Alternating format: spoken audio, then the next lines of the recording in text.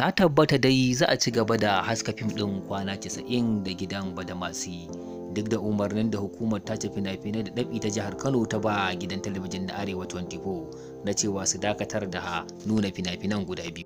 Jaridar Aminiya ta tuntuɓi ɗaya daga cikin marubutan fina-finan fim ɗin Kwana Casa'in da gidan Badamasi, Nazir Adam Sale, wanda ya bayyana cewa hukumar tace fina-finai ba ta da hurumi dangane da al'amuran gidajen talabijin, don haka za su ci gaba da haska su kamar yadda suka saba.